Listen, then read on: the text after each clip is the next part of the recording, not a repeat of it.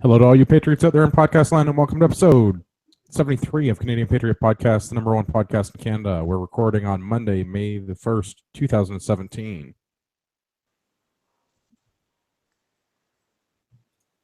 Oh, I guess you want me to go first then? So I had to get to the right spot here. I'm Gavin. I'm a business owner, gun enthusiast, hunter, atheist, content provider for Toxic Kodiak Pathfinders, and the host of the Greater Toronto Area chapter of the Tactical Beard Owners Club. And I'm pretty sure the real reason Andrew is doing this new format is because he keeps fucking up the intro. A little bit of column A, a little bit of column B. Yeah. And I'm Marty, hunter, sport shooter in rural southern Ontario.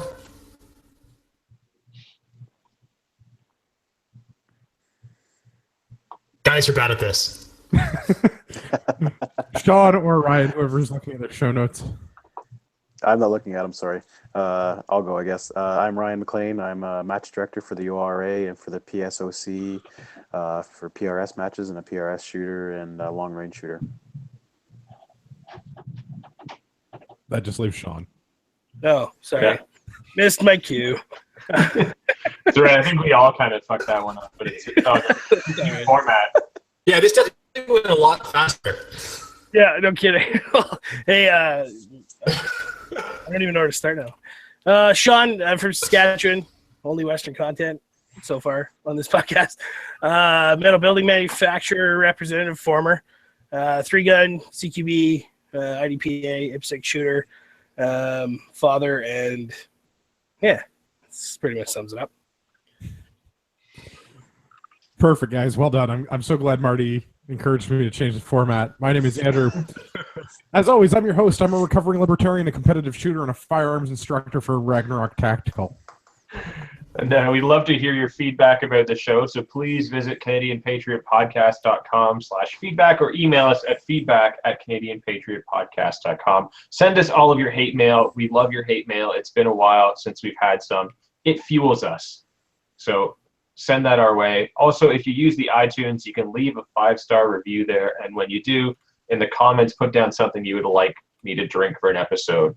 The edited version of the show is available on Stitcher and iTunes. All right, and as always, if you are one who partakes in these social medias, then you can visit us at facebook.com/Canadian Patriot Podcast and give us a like. We'll let you know when new episodes air and when we're live on YouTube, usually Monday night at 9. Or check out Instagram at instagram.com/Canadian Patriot Podcast. Remember to use hashtag bayonets out for Harambe, or new hashtags. Hashtag this is all my fault, and hashtag Marty makes us sad.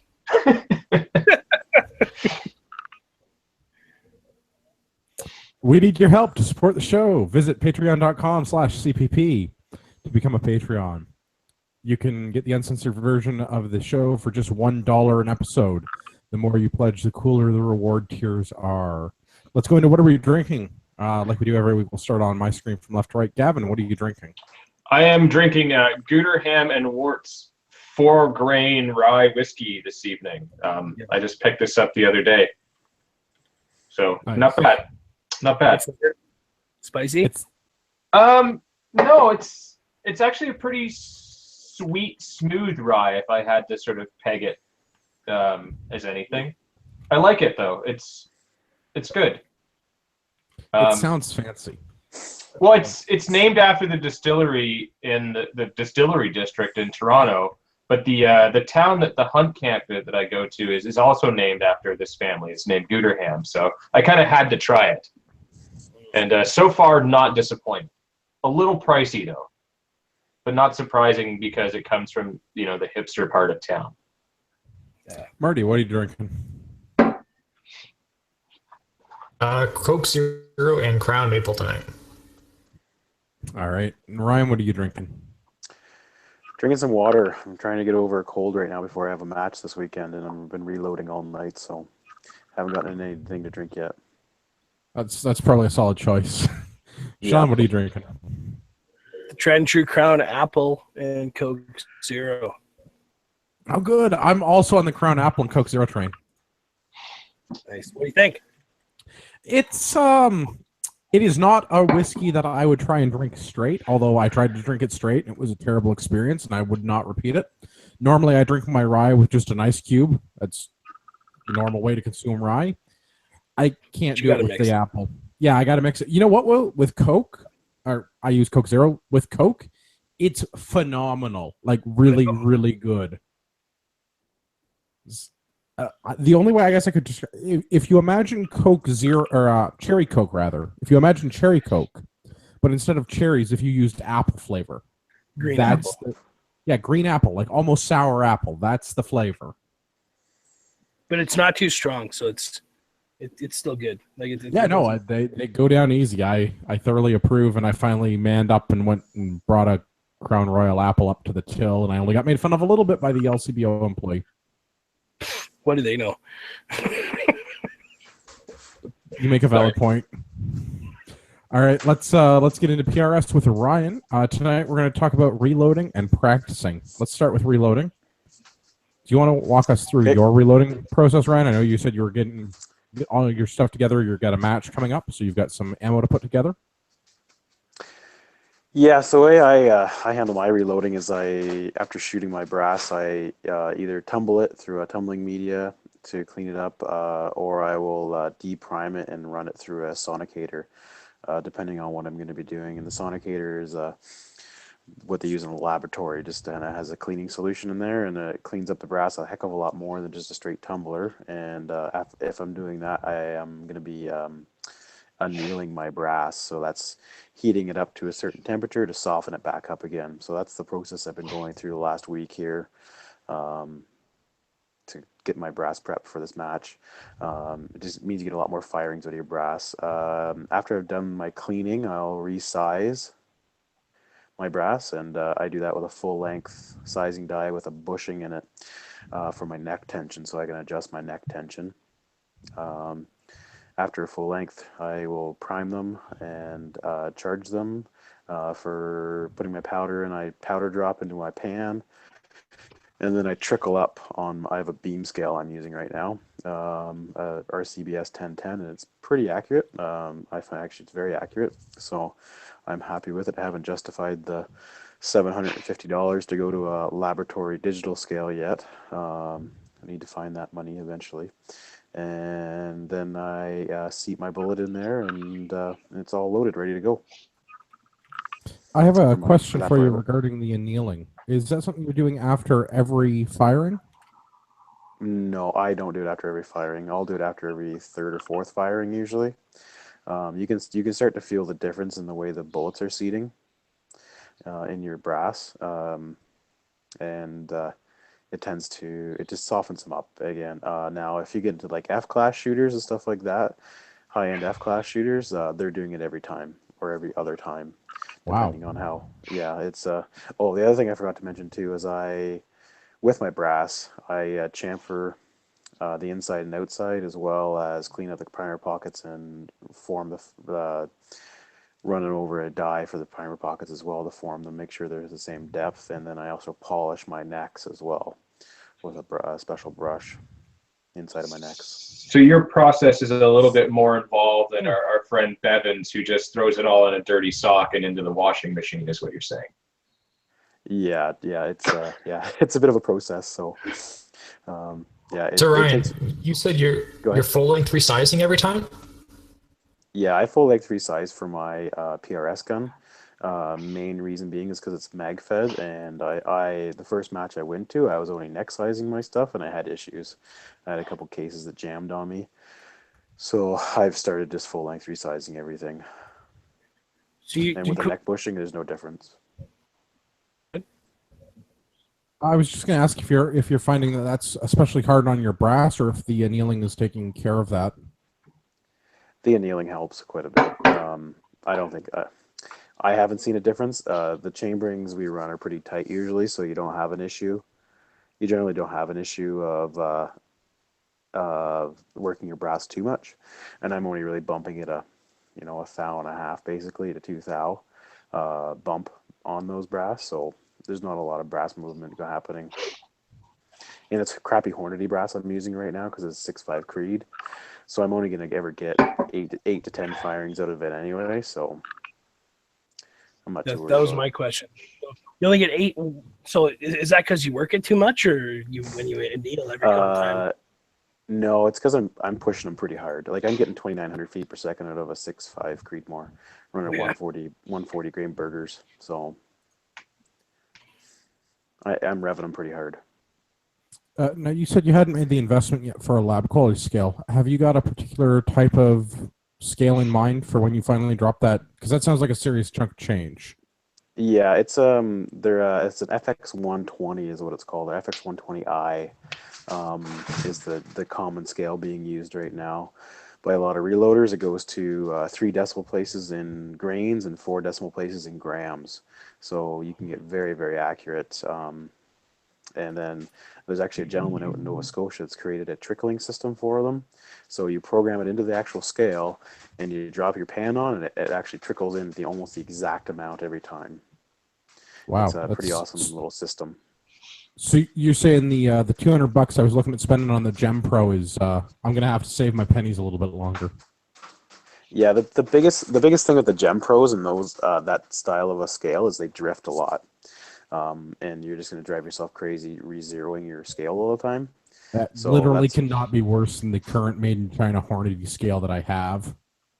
yeah, they're crap too. I have one of those as well. It sits on my shelf unplugged. I tried it for a little while, and I went back to my beam scale.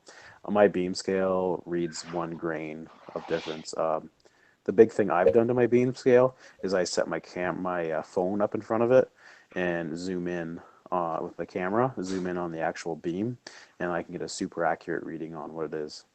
Oh, that's kind of neat. I hadn't thought of doing that with the beam scale. Yeah, it works really well. So it's time consuming. Now, with this, with that FX scale, do you have the same issue where you have to kind of leave it plugged in all the time so it can be kind of thermally stable and everything like that? Yeah, it's pretty sensitive. It's a laboratory grade scale, right? So it's on the cheaper end of lab scales, but yeah, you have to leave it plugged in. You can't have you shouldn't have UV or not UV lights. I mean Fluorescence? Yeah, fluorescent. Thank you. Yeah, Fluorescent lights. Fluorescence mess with everything in the screw stuff. systems. Yeah, exactly. So you should generally keep them plugged in. You try to keep them in, reasonably dry. Keep your humidity down and everything else, and keep them stable. So that's the only downside to them that I've seen. So, but other than that, they're incredibly accurate, and the people are getting some crazy numbers for their consistency from shot to shot. Wow, We've got a question. Are LED lights better, I guess, than fluorescent lights? I run LED lights, and I don't know. I haven't heard if they're worse or better or not, but generally the idea is just don't have them directly over top of the scale, and you'll be in decent shape. The other thing is too, you can't have your air conditioning in your room, your AC or your heat in your room. You can't have that vent even near that thing, or it will set it off. If you breathe on it, it sets it off. So very sensitive. It's pretty accurate, yeah.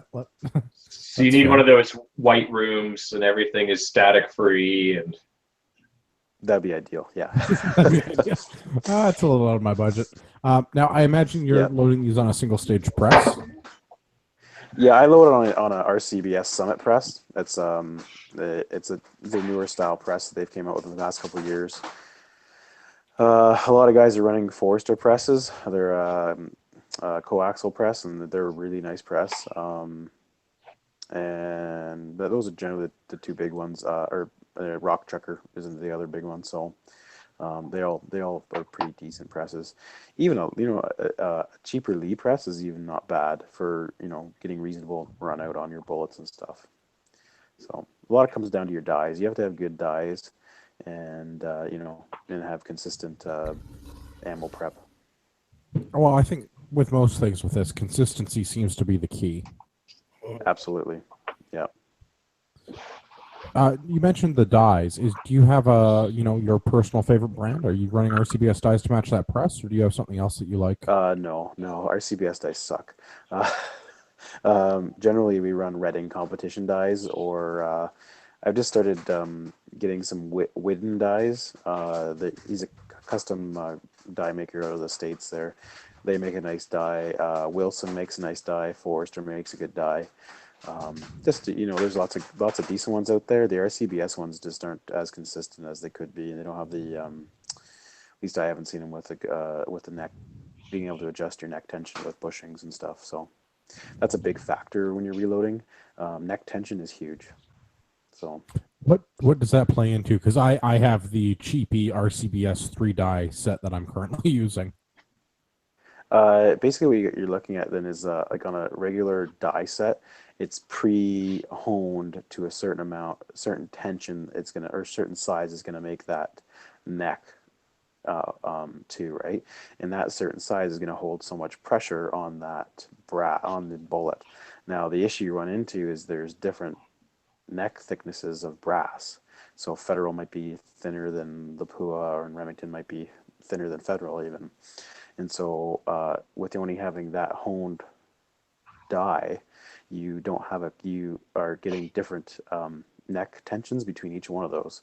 So on a bushing die, it goes in thou increments, and you take that bushing and you put it in your die, and that allows you to adjust from, say, for example, on my Hornady brass, I'm running point 282, or 288, I think, or 289. On the Pua, it's 292 or 294 in that area someplace, off the top of my head.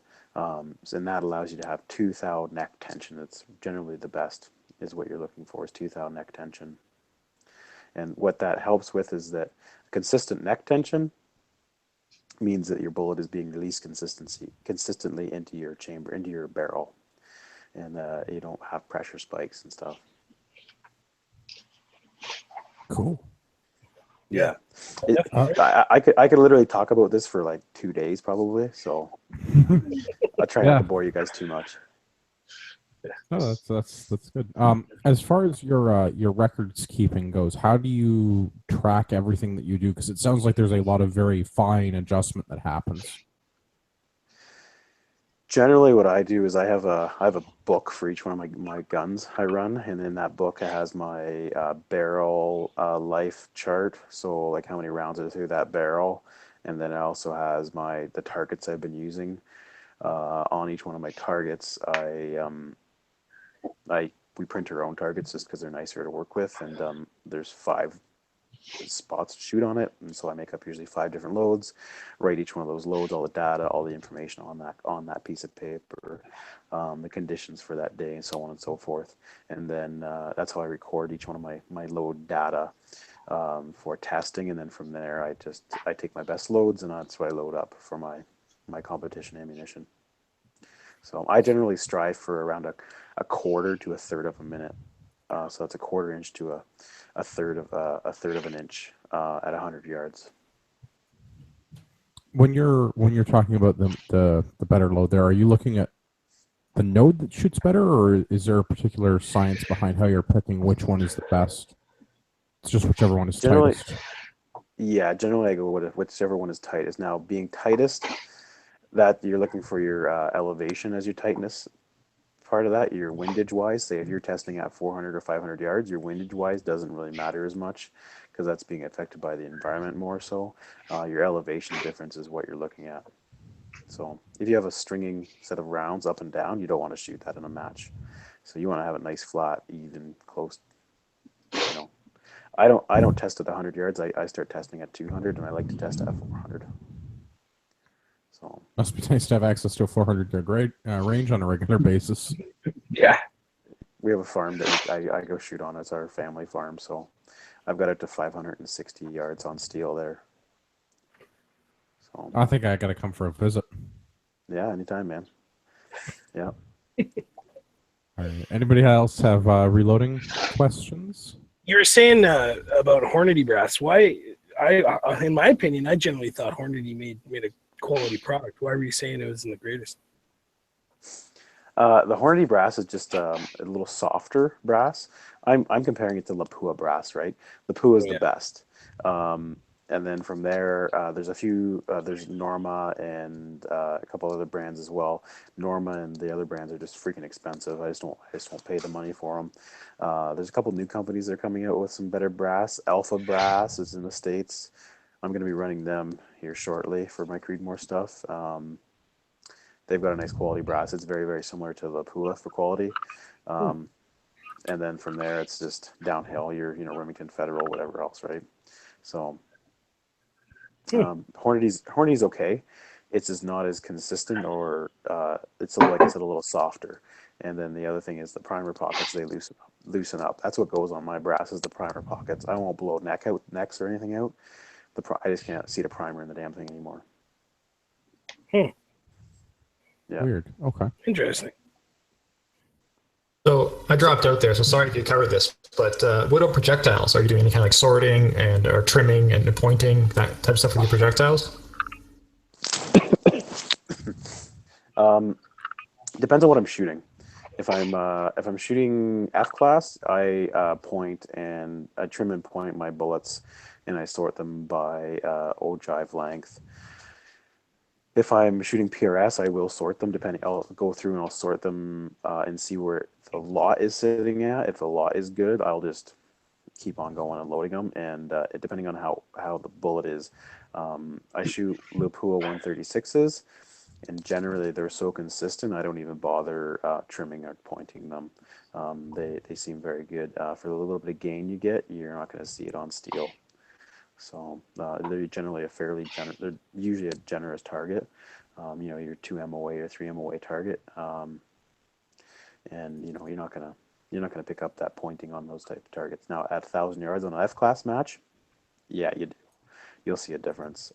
That's the difference between a V-Bull or a 9 sometimes. So. Cool. Let's talk a little bit about how you practice. You mentioned you have a family farm. Can you walk me through what you're doing to practice prior to a match? So prior to a match, I try to do a lot of dry firing.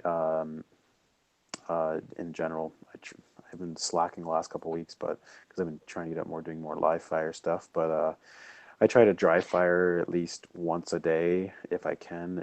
If not, I definitely will be dry firing at least 3 or 4 times a week. That's anywhere from 20 rounds to 50 rounds at a time of just dry fire on the trigger, and I'll do that on a barricade that I have in my basement. What I do is I have a set of dots, little sticky dots I put on the side of the wall, and I use those as targets. And I'll make scenarios where I'm either say holding over or dialing or that type of stuff on those. What I have to make so I can shoot inside is what they refer to as an IOTA, indoor optical training aid. It goes on your scope and allows your scope to zoom to focus in at around 10 or 12 yards. It's basically just a lens that's attaches to the front of your scope and allows you to do that for dry fire stuff.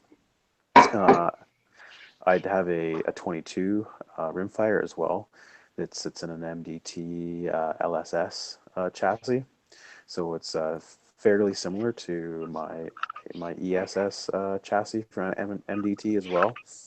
And so I try to get out and use that on barricades. I'll go and add to our indoor range at our gun club, and I'll go and shoot 10 or 20 rounds of that, and I'll do some dry fire with my rifle indoors for practice as well, and that's a good combination.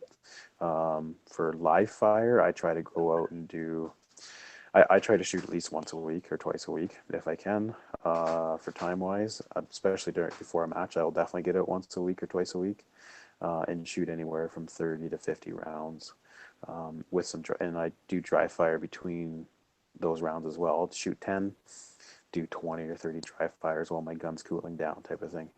And then do another 10 dry fire, do another 10. So biggest thing for that is I'm working on building positions on those barricades, and working on spotting your shots and getting solid on behind the gun and seeing everything happening with the wind and everything else too. Out of curiosity, what 22 did you fit on that MDT chassis? A Savage Mark II. Interesting, yeah, because I was looking at putting together a bit of a precision 22, and I like that chassis. I have it on my MVP, and I'm also building a 308 in that same chassis. So it'd be kind of interesting to go with that. I was going to probably go with a 1022 with a bull barrel and drop it on the Magpul Hunter stock. But if that fits on the MDT chassis, I mean, it'll be a little bit more money, but it would be nice to have everything in my collection look the same and feel the same and all of that. Consistency. So, Yeah. yeah. I'm a big fan of the man with the one gun is the best. Knows how to shoot it well, right? So, and if you can have the same chassis between all your guns, it's ideal. Because every time you pick up that gun, it's going to feel the same as the other ones, right? Yeah, I'll have to take a look and see what the cost differences and all that to put that together. But that is definitely an option now. Yeah, Substantial, it's worth it, man. Like the Magpul Hunter, you're getting. Yeah, but I mean, like I was gonna look at getting the full Delask action and everything, so that it was like a good precision 22. But so I mean, the whole build was going to be pricey. The guys at MDT make a great product too. Oh yeah, They're I know. Sorry, right? I know that if you want to go and Ken Thiessen is my shooting partner. He works for Bullseye London. He's the shop manager there, and I believe. Well, he has the exact same gun as I do in his LSS as well. We just went and bought the cheapest Savage bull barrel we could find and threw them in them. And he had a guy come in after he built his. And he says, "I want that gun." And I want to say with the scope and the everything together, it was around 1,400 area for everything. Yeah. I mean, that's probably close. What glass? Yeah, you're gonna be right around that. I think it was a Crossfire or something like that. A fairly inexpensive precision, like entry level scope. So, but yeah, it's we had them out to 280 yards, and they're hitting steel consistently. I was shooting at 200 yards offhand with them, and they're just stupid accurate, man. Nice. They got 100 yards. They're just piling them in there, so they're a lot of fun to shoot. Yeah, and it's a great training aid. I built it as well for my daughter because she's so she can shoot it too, and it's a lot more ergonomical than any kind of hunting rifle stock. So yeah, it's definitely like an awesome training aid, like I said. So sweet. That's done. Yeah, that's what I usually go through for my training beforehand, and then like I said, I do a lot of dry fire because it's cheap, and then all my load development is trigger time as well, right? So. Right on. Any closing questions for Ryan, guys? No. Okay, let's let Ryan get back to his precision rifle reloading because I know you got that match coming up. You wanted to get some more ammo made. Good. Yeah, thanks, guys. Just one thing. Our match registration opened up today for the Meaford Long Range Steel Challenge. So if you want to go and register for that, it's at the Meaford Long Range Steel Challenge webpage. And I think we got about 50 spots left right now. So it's filling up pretty quick. Nice, yeah. So take your tax return and go sign up for that match, everyone. Yeah, exactly. It's pretty reasonable if you compare the price to the U.S. matches. We're charging $275 Canadian for 3 days. I just looked at a match I want to go to in New Hampshire, and it's $300 American for 2 days. So it's a pretty good deal, and then you get your lunches and everything else with that too. And then you can also stay in the barracks for a pretty good price per night with the food and everything. So we're pretty excited, and lots of good sponsors jumping on board, and it should be a great match. So we're going to be having it on the Urban Assault Range this year, so that'll be lots of fun. Nice. So yeah. So cool, guys. Well, I will I'll talk to you guys later, and if you have any other questions, feel free to drop me a line, man. Cool. Thanks. Perfect. Appreciate it. Thanks, Ryan. Yeah, we'll see you guys later. Have a good night, guys. Thanks, buddy. All right, let's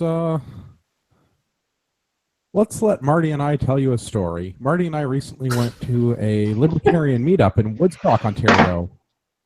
And I was a little bit worried going into it, to be honest. I was afraid that we were going to run into a bunch of basement dwelling, chicken tendy eating idealist neck-bearded libertarians that would have no grasp of reality. And I was wrong.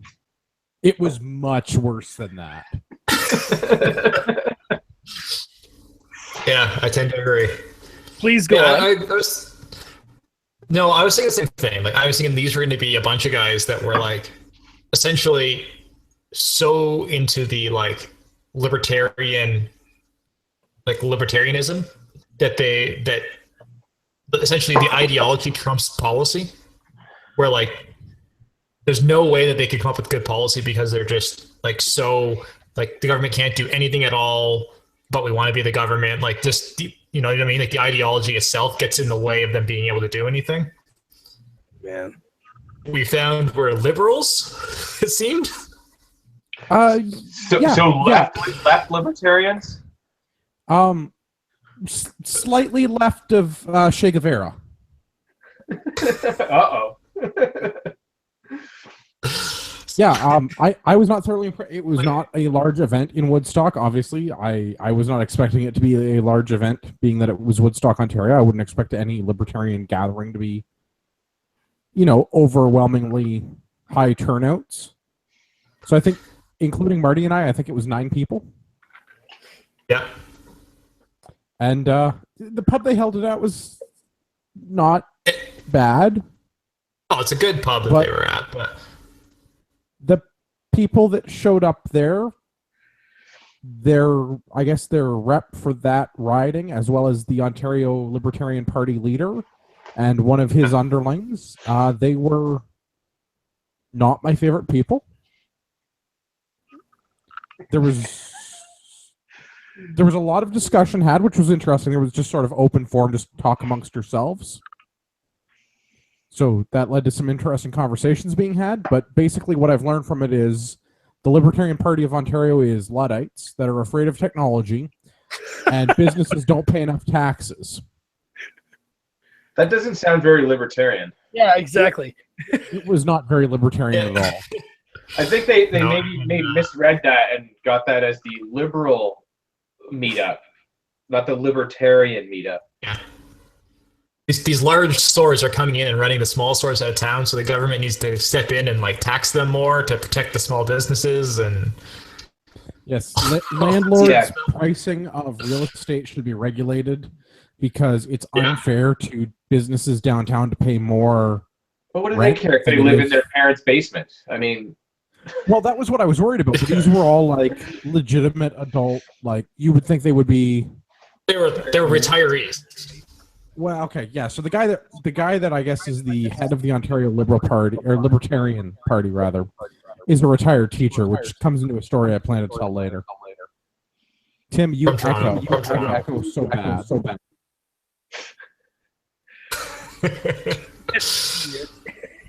Thank you, Tim. Yeah, like to the point of like during a conversation, I legitimately asked the guy, like, so you don't believe in the free market? To which That's the answer was a yes. Libertarianism. Like, yeah, that's like a basic print. Yeah, I don't know. I found when I went to the Bernier meetup that was very local to me. I didn't expect to see that many libertarians there, but the one guy that kind of immediately spotted me in my CPP hoodie and multicam pants immediately came up to me. It was like, "You're a libertarian, aren't you?" And I was like, "Yes." And I found pretty much the same thing, was that the only thing he cared about was legalizing pot. The whole free market thing, he didn't really understand at all. Like, he just wanted like drugs to be legal so he could do them. But like everything else was, no, the government should control it. That was I mean, there's always been something it's always something interesting about libertarians wanting to run the government. yeah. That was the Like thing the whole concept of a libertarian government is very weird, That was the thing that killed me with this. Was like these people are leftists that just want their turn to be in charge of distribution of wealth. There was no talk about like non-aggression principles or my roads or my taxes. Well, there shouldn't be any talk of my roads because we all know those are going to get built. I was very surprised with this. It was a much different dynamic than I expected because it was not, basement dwelling tend to eating neats, but it was status. It was a bunch of status cucks. Yeah, absolutely. And that was what surprised me. Is I expected the opposite. Like I thought these were going to be so far out there libertarian that like they wouldn't have any practical policy or any practical ideas whatsoever. And instead it was non-practical in the opposite direction. Marty, you got to come out west to see those guys. They're almost militiamen. Let's take you up on that offer. Yeah. Gavin's all in. Let's do it. I'm in.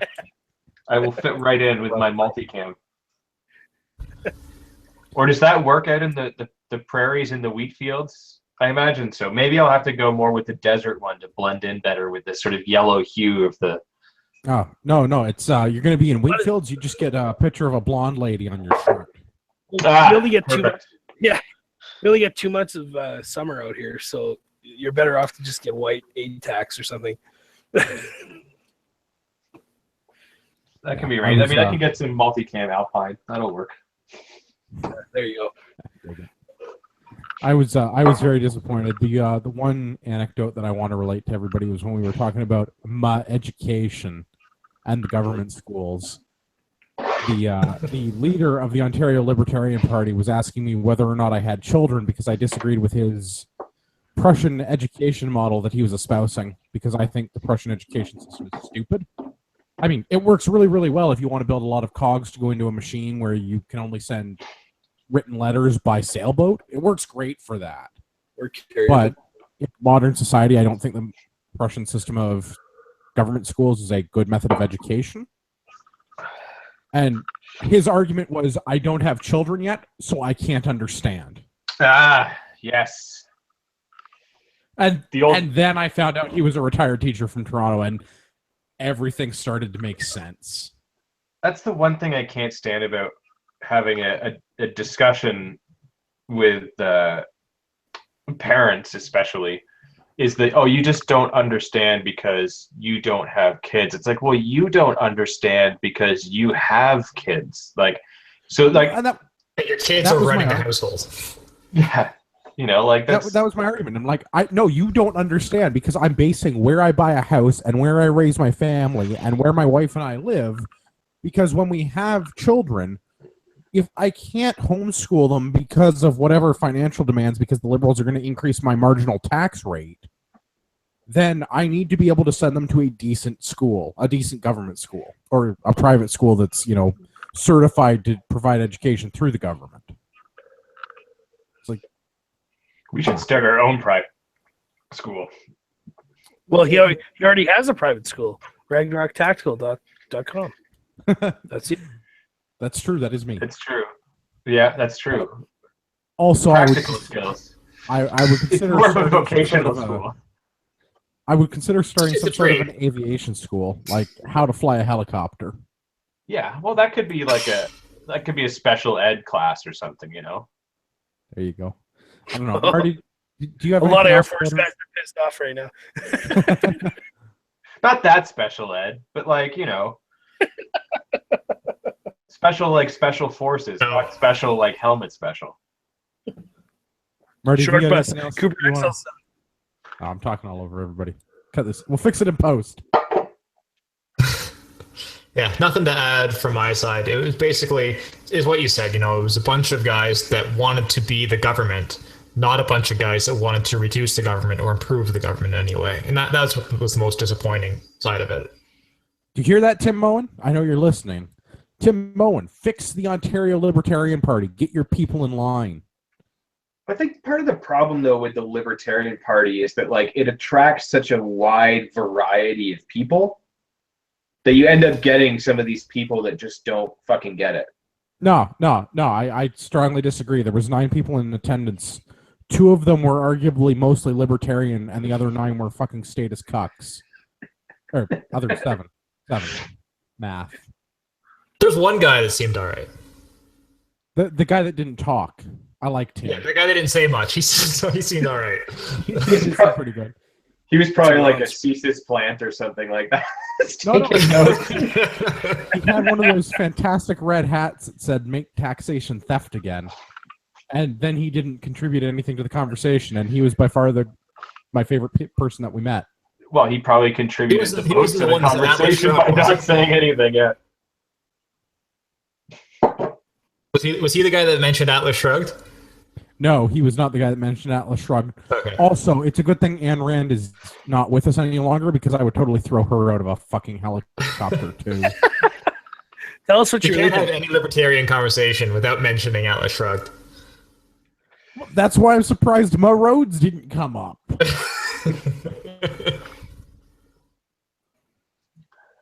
Anyway, the Ontario Libertarian Party is dead to me.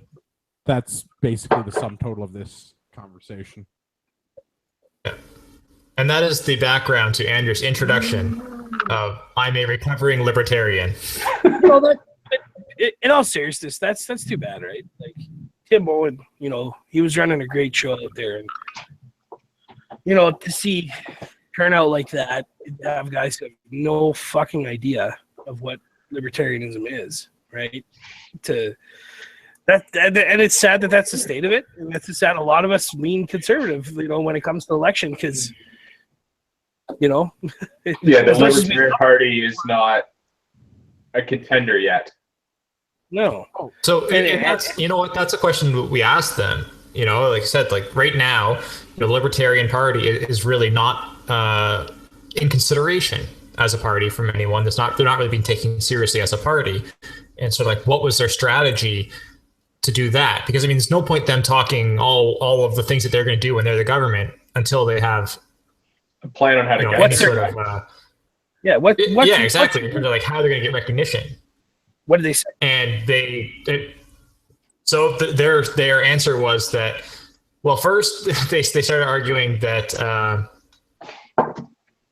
that because the media doesn't give them any credit, that's why nobody likes them or nobody knows about them. And so then I brought up sort of like the Green Party, who also seems to get no attention from the media yet, is still considered amongst voters. Except for that one broad. They said, well, what they're going to do is just keep doing exactly what they're doing now, and eventually people will just suddenly notice them and take them seriously. Yeah, that doesn't seem like a good plan. Yeah. You know what they should do is they should build some roads and then use that to distribute literature. Like, that would be a better plan than whatever the fuck they're doing right now. Because, Honestly, after having met these people, this is why they have no seats. So they talked a little bit. Marty is not maybe being entirely explicit about all the things they talked about, because they did say that one of their things that they plan to do is run a riding or a candidate in every riding. yeah. Which, well, a good first step. That's a is good not step. really a plan. Yeah, that's huge. That makes them a legitimate party. Like, if you can't run a candidate in every riding, you are not a party. I'm sorry. Yeah. So, but that's what they were trying to do every election for the last few years. Like, that's not a change in strategy. That's just Yeah, we're going to keep trying to do that. yeah. Which has not worked up to this point, so I don't know why it would suddenly work now. Well, I'm pretty sure if you keep banging your head against a wall, eventually something's going to happen, right? Either your head's going to crack or the wall's going to crack. Yeah, I was disappointed by this. The Ontario Libertarian Party is dead to me, and if Tim Moen doesn't fix things, the Federal Party is not far behind. Basically, stop eating tendies and being neats and actually go out and, like, change things. Yeah. The wings were good. Come out to a Ragnarok tactical class, learn how to shoot a gun, become a real libertarian. If you don't have an AR-15, you're wrong. Fix yourself. Also, was one of those guys not anti-gun? How can you be libertarian one and of be the guys was anti-gun. Ugh, some people. Then don't fucking own one, but let everyone else. Yeah. Like, Yeah, that was actually the local rep, like the local riding rep, whatever his title is, was anti-gun. Can we all go to the next one, like fully decked out in multicam? Where your plates? Yeah, no. That's right. Full battle rattle, no firearms. We the Libertarian Party now. Instead of AR mags, you just got pamphlets in your AR pouches, and you just start handing them out left, right, and center. That's right. Yeah. We the Libertarian Party now. I'm the candidate now. Look at me. Look at me. Look at me. We the Libertarians now. Out of my helicopter. Can we please do that? Because it would be hilarious. Well, and then we'll be front page CBC News. You know? At least that gets some free exposure. That's right. We'll be doing more than... Well, we'll be doing a lot more than the current Libertarian Party's done in the last 10 years. Put it this way, before going, I didn't really take Libertarian Party seriously, but I hoped for them to do well. Like, seriously right now, but I hope that they would be successful so that they could be a real party later. After having gone to this, I actively want them to fail. Oh, yeah, no, I will burn their shit to the ground. Look, it's funny you mention that, because today out in the mail, I just received and filled out, I don't know if you can see this, my Conservative Party. Oh, we mailed ours today too. Yeah. So for those of you who are Conservative Party members who have not done that, you have until May 26th for them to receive it. So get on that. I have not received my ballot yet. You live in rural Ontario. Give your mail carrier a couple days. This horse is slow. But I got it before I'm in reject. Indeed, like me to issue. So, touche. Anyway. All right, let's get into the next thing. I got nothing good or bad to say. I've run out of stuff to talk about with the Libertarians. Sean, would you like to tell us about the Canadian Shooting Sports Association annual general meeting? Yeah, that was 2 weeks ago, I think, in Saskatoon at the Saskatoon Wildlife Federation, their old indoor range / hall, put on by Bob Freeberg and the guys there. And I got to admit, it was a heck of a time. We only went for the dinner. I didn't go to the speakers to begin with, but in talking with Tony Bernardo and John Evers and Faith Goldie and Brian Lilly from the Rebel.media were there as well. And one of the keynote speakers from the earlier in the day that I had a chance to speak with later on was Patrick O'Neill. I'm not sure his exact title, so I'm probably going to butcher it here, but he's basically in charge of the Explosives Act. And one thing that he really wanted to tell Saskatchewan shooters and Western shooters in general, and all shooters that get their hands on tannerite, is quit dicking around with it, because the Liberals are going to take it away. You know, don't mix more than 1 pound at a time. Don't go blow up a car, things like that, you know, because they know about it and they're looking into it. So practice safe and secure explosives use, binary explosive use, and shit won't hit the fan. But other than that, that was really the only negative. Andrew Scheer was there as well, Conservative Party leadership candidate. He spoke. He had a very impassioned speech. He's actually, I didn't realize this, he's a member at my range at the Regina Wildlife Federation. He takes his kid out, you know, once or twice a month to go shoot 22s at our centerfire range. So that's crazy. That blew my mind. So he actually gave a very impassioned speech about firearms and how firearms are a staple in the Canadian community. And, you know, he won a lot of ground in my books.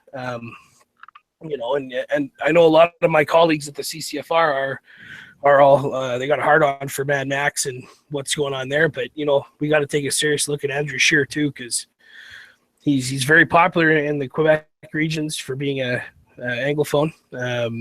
You know, and yeah. Anyway, but worst comes to worst, we're in good shape. Whether you support the CCFR, the CSSA, Tony's doing a hell of a job lobbying at Ottawa. You know, Brian Lilly and Faith Goldie are our allies at the Rebel.media. And it was just one heck of a time. Somebody got a kid, I think he's about 17. His dad actually was the guy who won it, but they had a Benelli Vinci shotgun kit, which is about $1,800 or $2,000 brand new. I think he got it for $1,300 or $1,400 for the raffle. So I was pretty jealous about that, but I think Sarah would have, castrated me if I would have came home with a $1,300 shotgun at this time. But overall, guys, it was really good. I don't care if you have qualms with, one of the many firearms groups or if all of them, but you got to support somewhere, and you're not wasting your money if you go with the CCFR or the CSSA, especially after what I saw at this meeting. I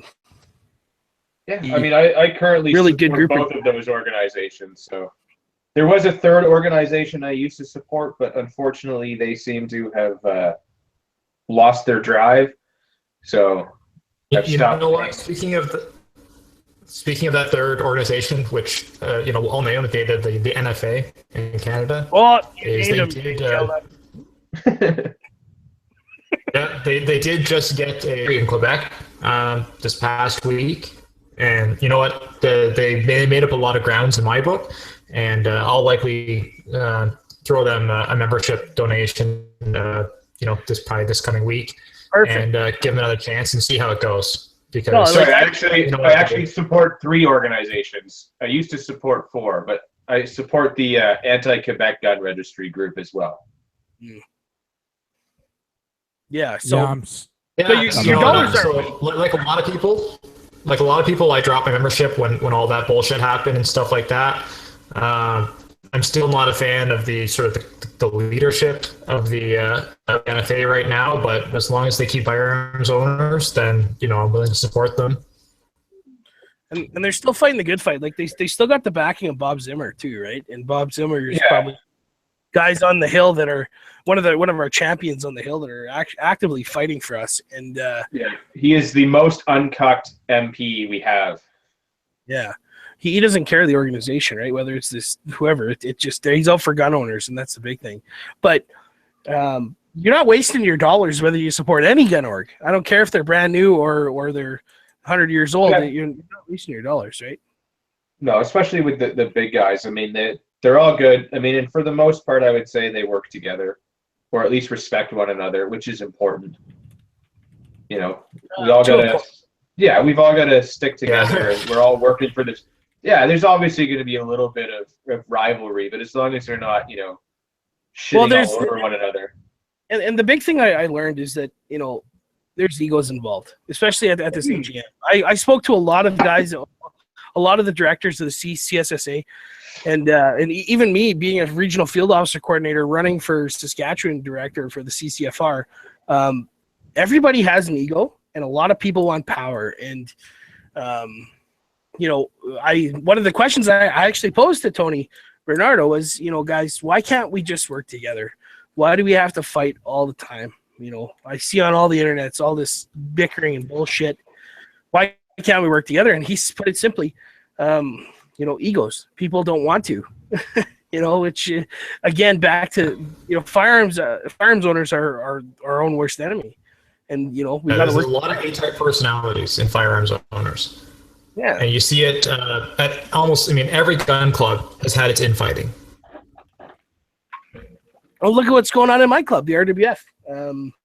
It's the same way. We got the old-timey guys who are saying we're not a gun club. We're a conservation club. And then we got, young guys like myself and Wes Stevens that are coming up. That generates our funds. So, yeah, we are a gun club, but we also donate to conservation. So, those damn Cowboy Action guys you have to watch out for. We just started with Cowboy Action, though. And they're their chaps and their plaid shirts. And their sayings. Did you know they had? You have to say your saying before every stage start. Did you know that? Yeah. That's awesome. If you don't Again, Gavin, you can't laugh at the chaps in the plaid shirt while you're sitting there in a multicam hat and multicam shirt. You're dressed up just as ridiculous as they are. I don't have a nickname or an alter ego and a phrase that I have to say before. When I hear the beep, it's shooter ready. Yes, beep, and then I start shooting guns. I don't have to be like shooter ready. Yeehaw! Fuck everybody. Let's go. Yeah, I'm just saying. Every discipline, I say it in Nipsic as well. I see an IPSC as well. Like it's every discipline has its own dress up. Oh, for sure. From now on, when somebody asks me if I'm ready to shoot or not, I'm going to shout taxation is theft. Because we the libertarians now. Look at me. Look at me. We the libertarians now. Yeah, but you got to draw that for the next show. That's how we should do that now. The OAS match, that's how we're going to answer. Shooter ready, we the libertarians now.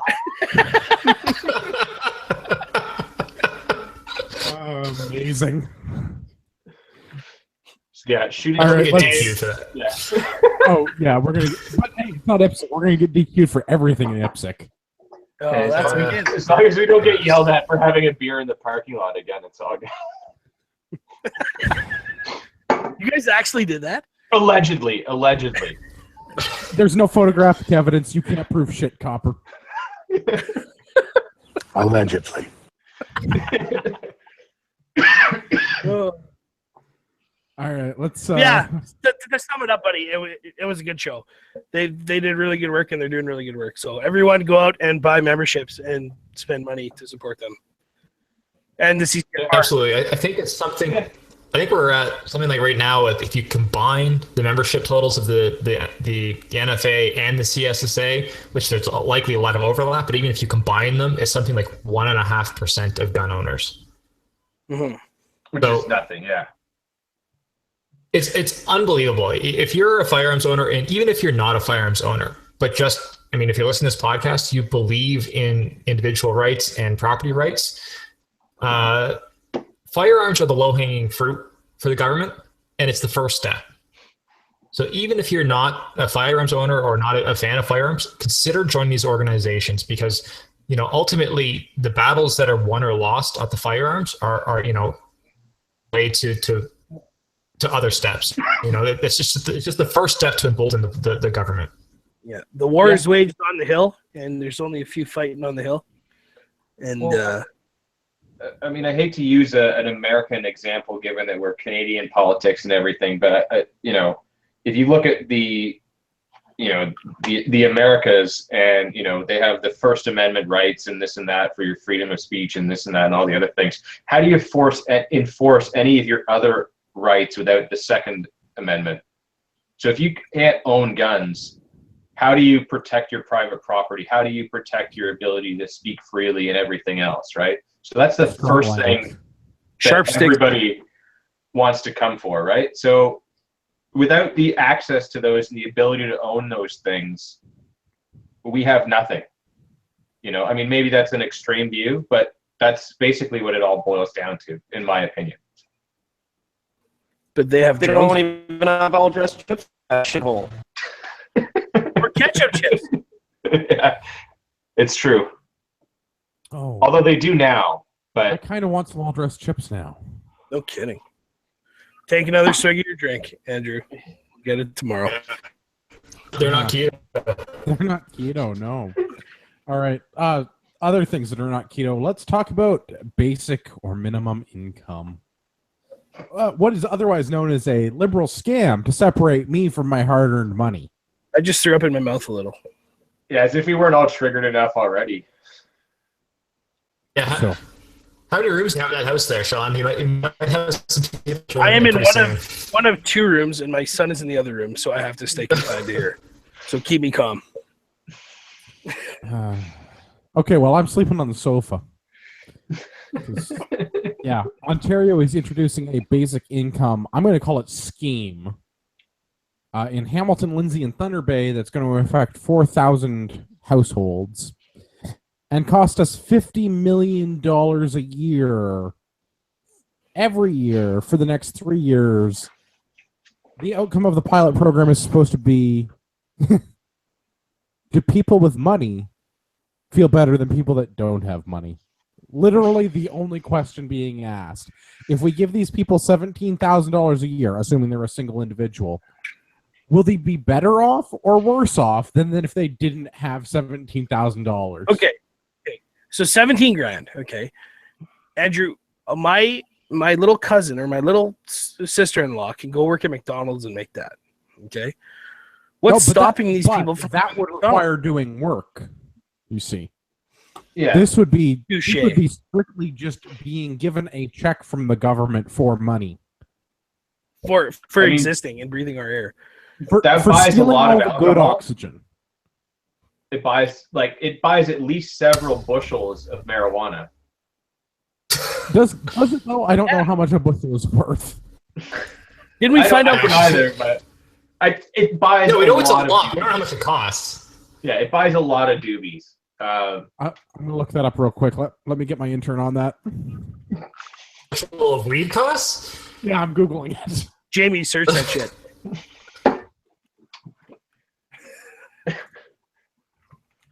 All right, what is Yeah, the I- minimum wage in Ontario right now? I want to say it's about $10.75 in Ontario. Also, apparently, weed is No, not I think it's normally higher than consumed in that. a bushel. But it's a crop. But again, we're talking. It's $11.40 an hour. Yay, it's gone up again. I'm going to start investing in pot here. If you work a minimum wage job, it's basically $23,000 a year you're going to make. So what does that cost? What's the overall cost to the government then for handing out 17 grand, Marty? Okay, let's just look at this first though, before we get into the cost if we do it province-wide. So right now, the plan is we're going to guarantee people $17,000 a year. So if you make $0 a year, according to this plan, you'll get $17,000 a year. If you get a minimum wage job, okay, you're going to work your 40 hours a week, your 50 weeks a year at, I just love a job. Like, I don't know anybody that works a minimum wage job that loves what they do. They're likely going to hate what they do. Okay? So now they're working their minimum wage job. They get their $30,000 a year and not their $17,000 that they would get if they did nothing. So now they're working 40 hours a week, 50 weeks out of the year, and they're only getting paid $6,000 a year. They'd get 17. So the only thing that they're making is the difference. Yeah. Do you go to your shitty job for 40 hours a week for $6,000 a year? Is it really $6,000 a year, or is it on top of the $17,000 the government's going to give them? No, if you're making $30,000 a year, you're getting almost nothing. You're going to get a little bit extra. You're going to get a couple thousand extra, but that's it. Because $34,000 is the cutoff. At $34,000, so they're going to get $1,000 or something like that. I got to look that up. I got to look the numbers up. I believe you, but Yeah. So No, how it I works? think Marty's- I'll run through the program quickly. How the program works is, if you make $0 a year, you get $17,000.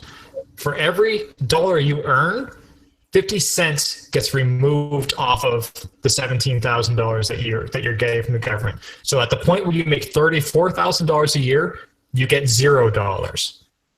So $0. If you make on your salary $0 a year, you get $17,000. If you make $34,000 a year, you get $0, and it's a linear scale in between that. Minimum wage job, you're going to get $1,000 basically that. You're going to work 40 hours a week, 50 weeks out of the year, and they're only going to get paid, okay, let's say $7,000 because you're going to get a little bit of the government money. But you go to your shitty job that you hate every day for $7,000 a year. well, and a lot of these people are probably already on food stamps. They're probably going to the food bank already. And you're 100% right. Why would they bust their ass for, like you said, $6,000 or $7,000 a year take home? Well, if anything, that just means they're going to maybe find a job that pays cash under the table, so they can still collect the full amount, work A lot of them. minimal Let's not- hours to get some more money that's tax free.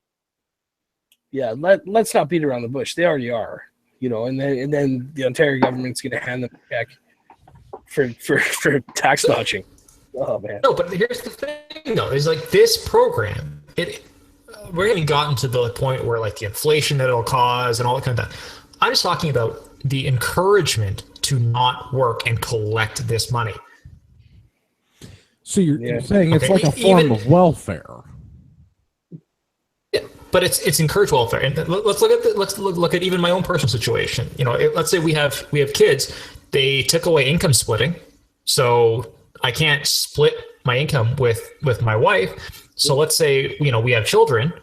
Does she go back to work and then we have to pay daycare and all that kind of stuff, or she could just stay home and get $17,000, pay daycare?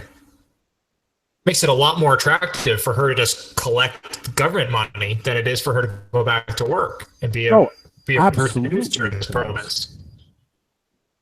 Absolutely, it does. But I mean, a lot of that. So now we're talking about people that are, not even in any sort of need of this. My wife and I each had decent jobs and could be fine without this.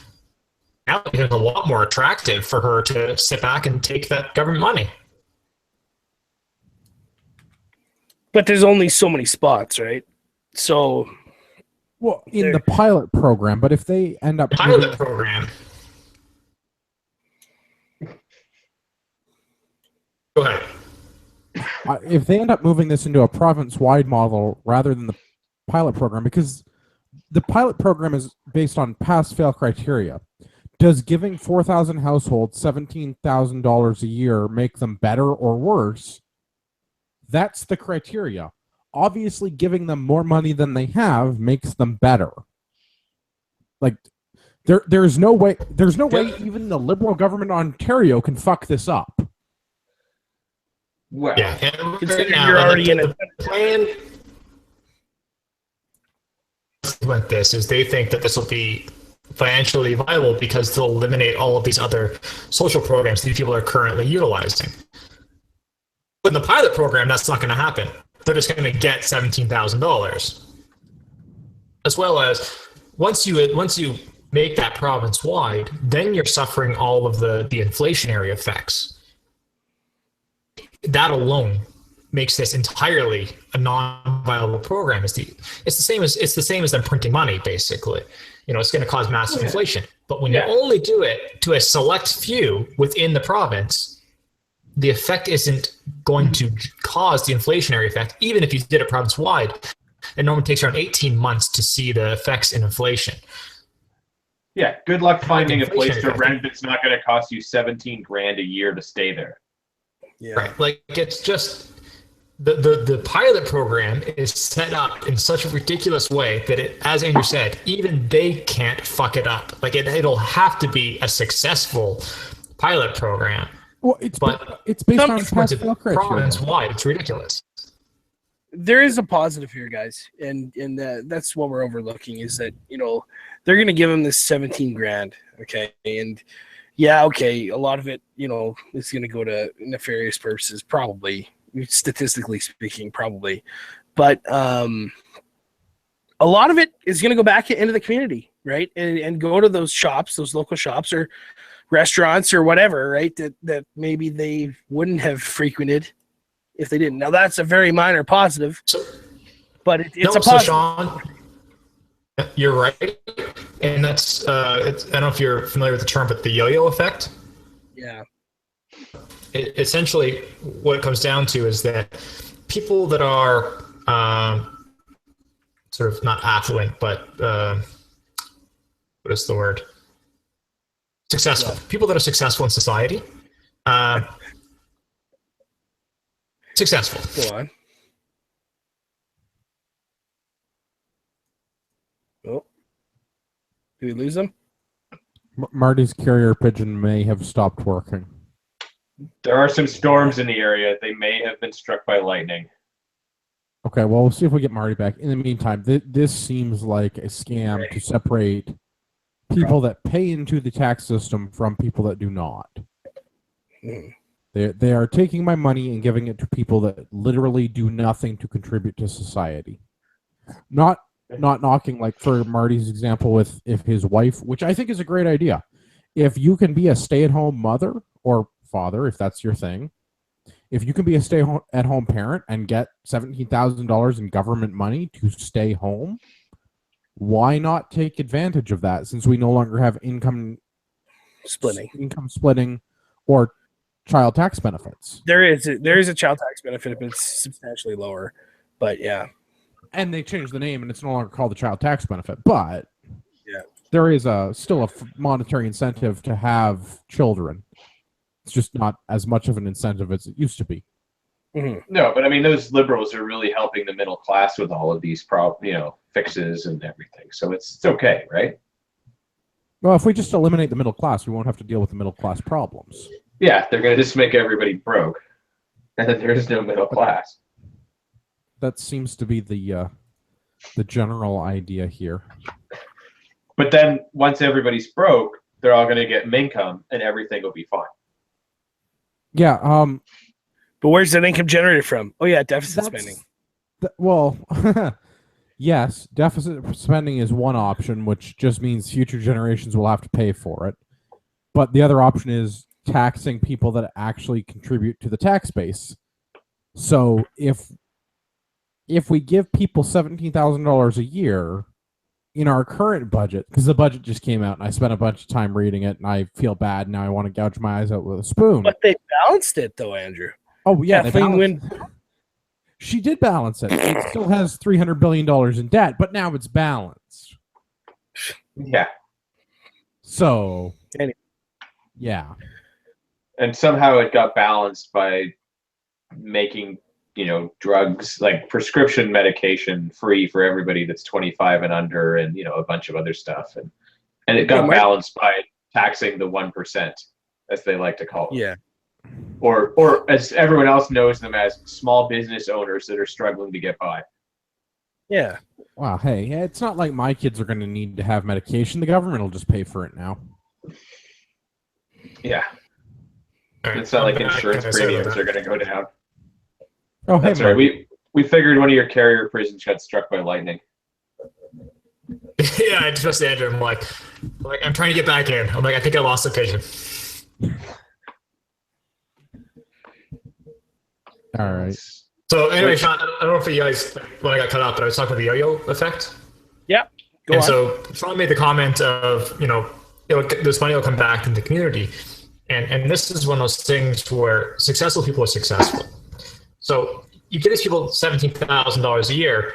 And I mean, when you look at sort of the trends and historically what's happened when this type of thing has been implemented is they spend the money, and who makes that money back is essentially people that are business owners, that are motivated and hardworking people that are successful in society already.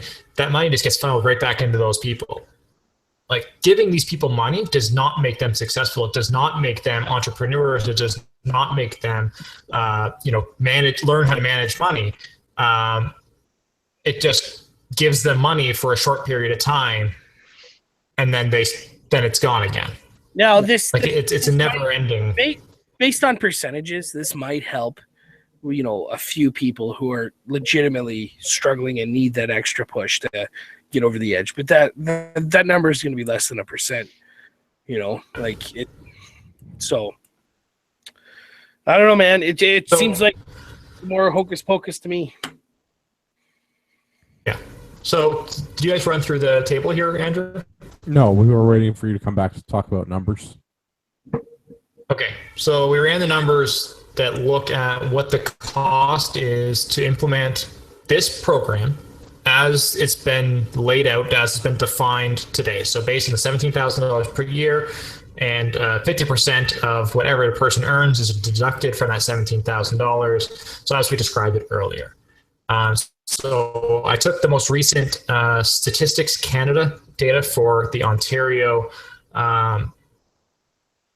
income, based on the number of people and what their income is, which was from 2004.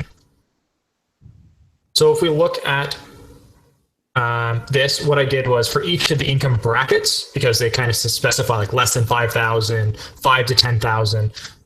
To make the math easy, I just assumed the median value for each of the bracket. So less than 5,000, I assumed that they were making 2,500, and 10 to 15,000, they're making 12,500. Just to make the math simple. So by doing this, essentially anyone that makes less than 5,000 or basically making $2,500, they're going to get $15,750 from the government, down to basically if you're making, you're going to get $2,000 a year. So based on that, times the number of people in each one of these brackets, the total cost of the program, if it was run provincially wide, is $46.5 billion. Or is that deficit spending we were just talking about? No kidding. That's chump change. So it's $46.5 billion. And that is consumed by over 50% of the population. I'd have to calculate it quickly here, but I think it was about 52 or 53% of the population will be receiving of this money, and about 50% are paying for all of this. But we're not talking about like the lower, the low 5% or 10% that need help. We're talking at over half of the province, which I guarantee you this threshold of $34,000 was chosen specifically to be just over half, so that when the next election comes, there's over half of the population that knows if they vote Liberal, they get money.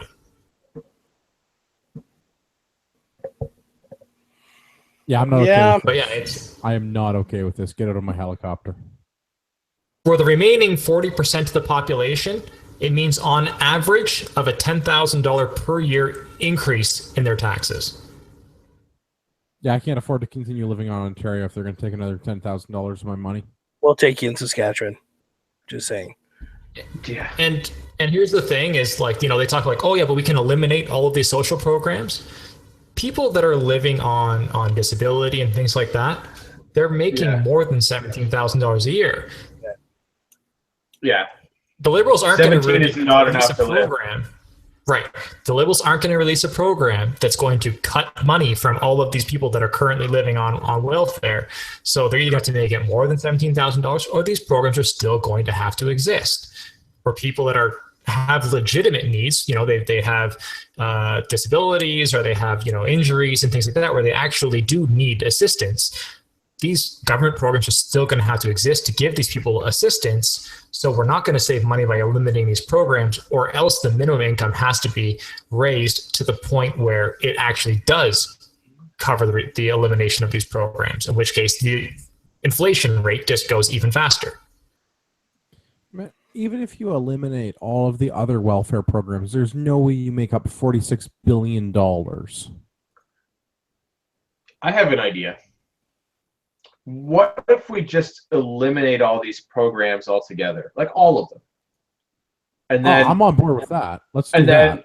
And then the money that we save, we just don't get taxed, so that I have more money, you have more money, everyone on the panel has more money. And then we put that in the bank and we generate interest on it. And then if we feel strongly about a cause, we can just donate that money to that cause.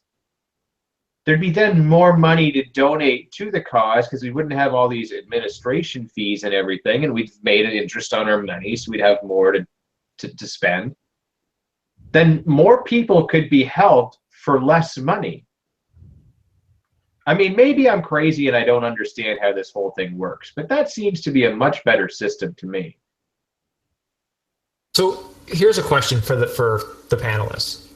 Do you guys think that the Liberals believe that this will be a realistically effective program? I Yes. believe so. Yeah. Andrew? Willful negligence. There's no one that understands money in the Liberal government that doesn't see how this is going to be abused. But they've. No, I disagree. I personally think that they know full well that this is a disaster of a program.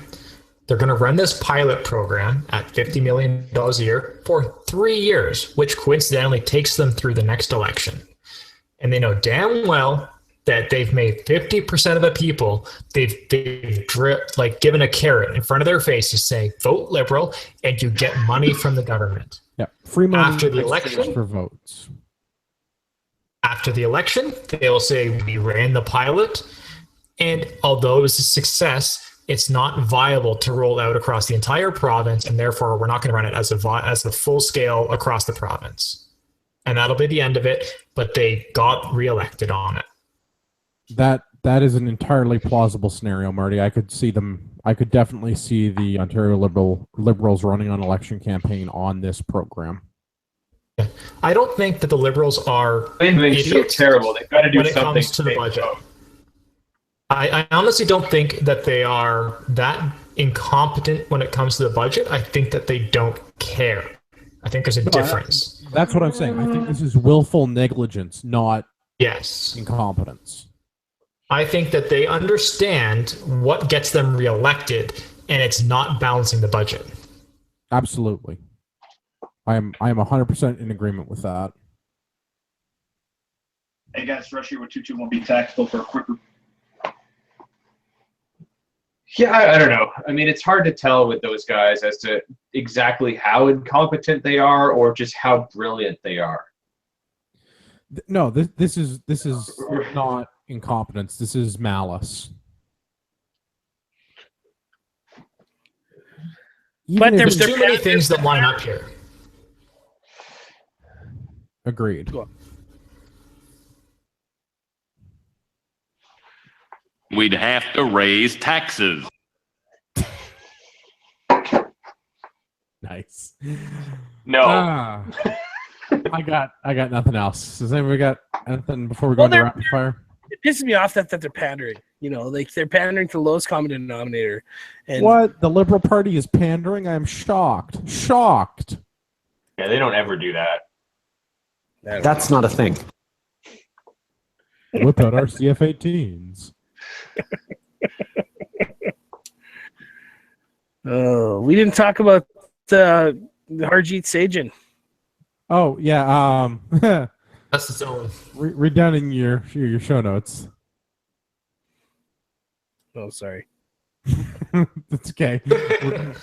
Let's do the Thursday teaser now. So, because the Minister of Defense has made a mistake in describing his role in Operation Medusa, we will be bringing you a special Thursday night edition, or whenever the panel figures out what night we're doing this week. Thursday night edition of Canadian Patriot Podcast. Yeah, Thursday works. Discussing his out. All right, Thursday night. We're doing this Thursday.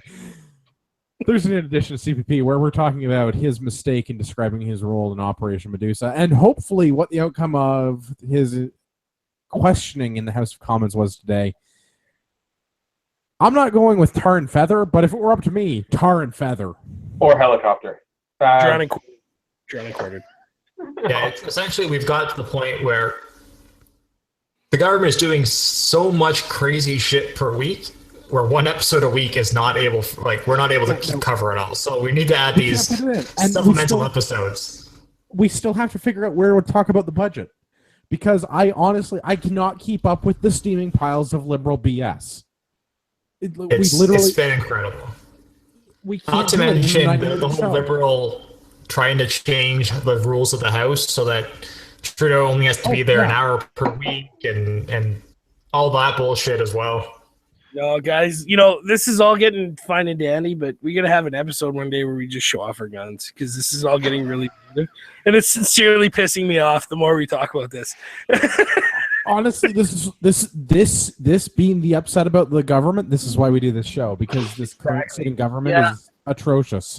Exactly. Yeah. And unfortunately, Sean, I recently sold all my firearms to this guy in BC, in Canmore. Yeah, Mike in Canmore. Did he take them out on his canoe? Yeah, you know him too, eh? Yeah. Yeah, I mean, so other than a couple of restricteds that I own. Other than a couple of restricteds, the rest of them are all gone now, so tough to do that one. Yeah, for any RC agents that are listening, me too. Me too. Let me just hide my AR that's right behind me on the bed here. All right. That guy is so clumsy. Like, he keeps losing all of these guns in the lake that he has to keep buying everyone else's. I mean, it's ridiculous. Oh, man. Let's do rapid fire feedback. Does somebody want to read this This review? Yeah, I guess as this is an iTunes review, I guess I should probably read this one. So we've got some 5-star feedback from Blue 2013A. Is this the Blue that I think it is? I only know one Blue, so I hope so. I hope it is. If Blue, if you're Is that watching, your boy? You're my boy, Blue. I hope this is you. But title, awesome show. And the actual review is, after watching the live feed, I can comfortably go back to the podcast. Your tactical beards do not cover enough face for the YouTube stream to be family friendly. Apparently we've got some ugly mugs, but that's okay. But based on appearance alone, I believe tactical balaclavas are in order. All kidding aside, great show. Hope to see you in Calgary for the CCFR AGM. Well, maybe it's not Blue if he's asking us to go to Calgary, but Are you guys going to Calgary? I'm willing to go to Calgary. Let's start a Kickstarter or get a couple more Patreons. If you want to see us in Calgary, we need some shekels. Yeah, so all of you Patreon guys, we'll gladly go. I mean, have guns, we'll travel. I'm in. Do you want to just carry on with the feedback there, Gavin? All right, I guess we've also got some YouTube feedback from Nicholas. Heavens to Gretzky, I love this country. And buddy, I'm as serious as a poutine shortage in Chicoutimi at a curling bonspiel. Wouldn't live anywhere else. You got to spell out how he said Chicoutimi. I will not embarrass. I'm sure that it was phonetic. Because to be honest, I don't even know that that's not spelled correctly because I don't know how to spell Chicoutimi. I'm a West and I know how to spell Chicoutimi. You are a greater Canadian than I. That's impossible based on the amount of multicam you have on right now. It is the official color of freedom. This might be my favorite that we've gotten yet. One more time, Marty. This is how everyone knows I'm libertarian. I have to say that this might be my favorite feedback that we have gotten thus far. Yeah, it's pretty good. It's pretty good. It was a comment that was left on the YouTube for a previous episode that popped up, so I thought we should share it because it made me laugh when I was in the office. Yeah, it was a good one. I mean, don't get me wrong, we love the hate mail, but as far as positive feedback goes, this one is top shelf. Yeah, well played. Hey, I'm going to throw out a request to our listeners. If any of you guys are members on the CGN forums or the Gunners of Canada forums, throw a post up for us because right now we're not allowed to make a post ourselves.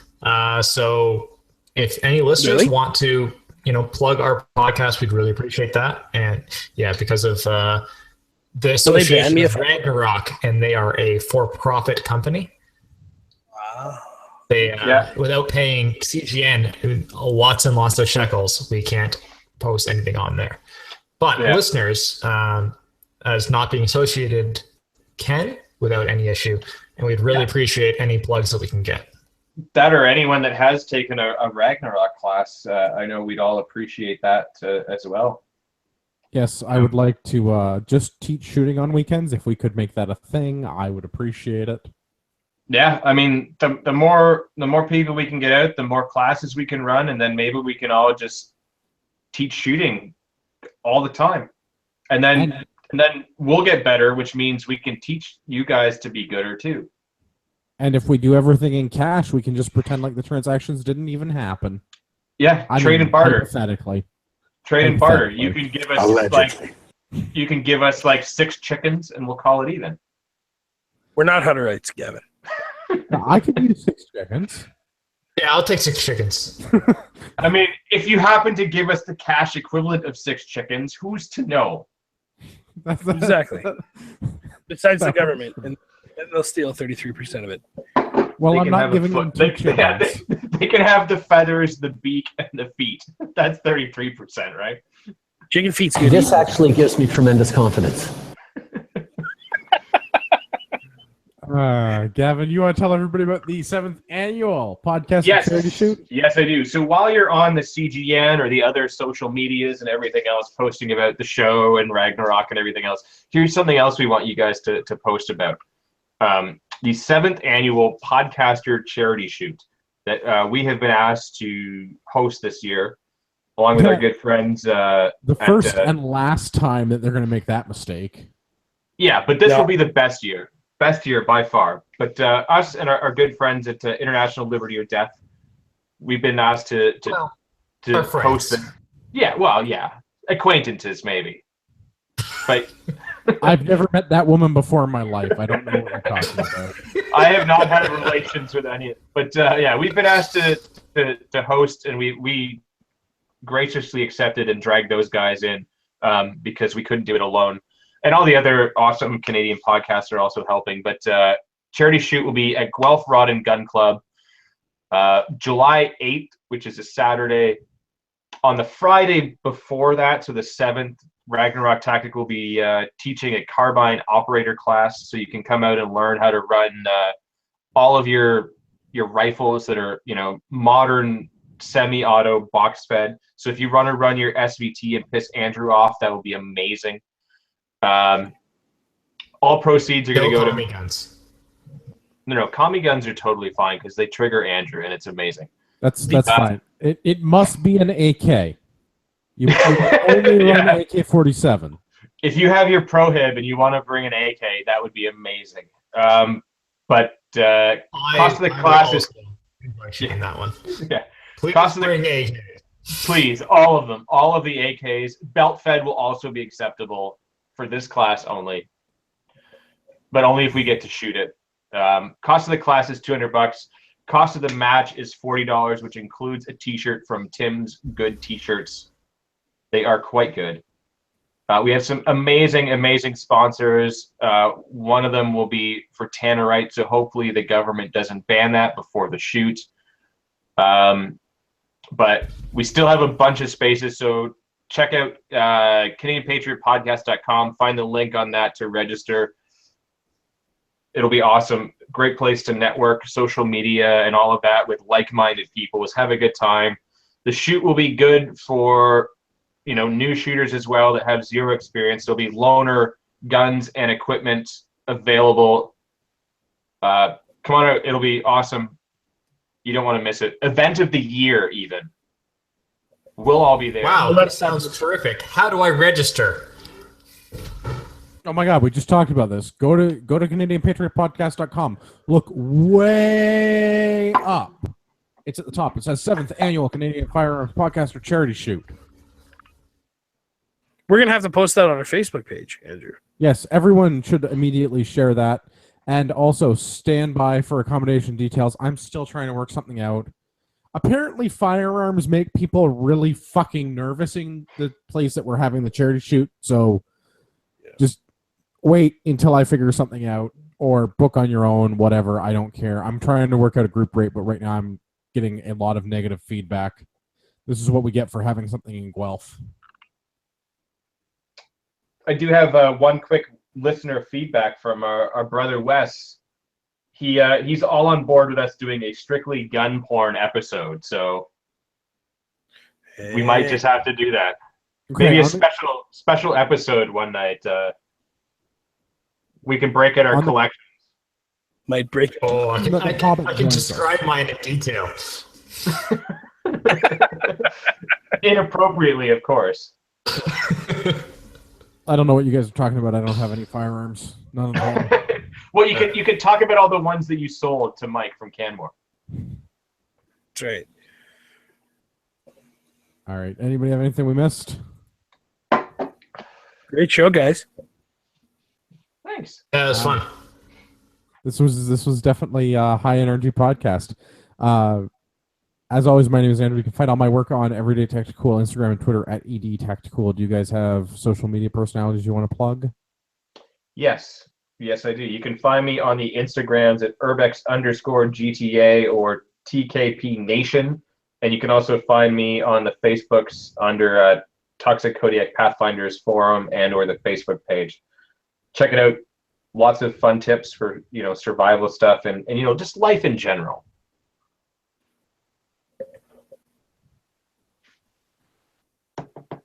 Check out All the right. CCFR. CCFR. All right. Yeah, they're doing great work. CCFR, CSSA, the one that shall not be named. They're all doing great work. Just donate. Keep your firearms free. Yeah, and as always, you can contact me at marty@canadianpatriotpodcast.com. But please, I'm getting too much fan mail. I need to really got to narrow it down. There's so many pictures of your wives and girlfriends that I can receive. Just really taper that down and keep it tight, guys. Yeah, keep it classy. Marty appreciates the nudes, but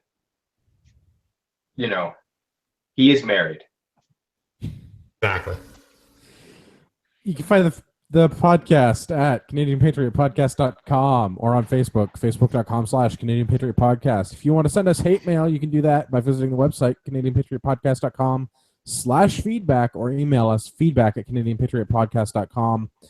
I have 2 apologies we have to make this week. I'm sorry to Tim Moen. We could not fit him in. Really full show tonight.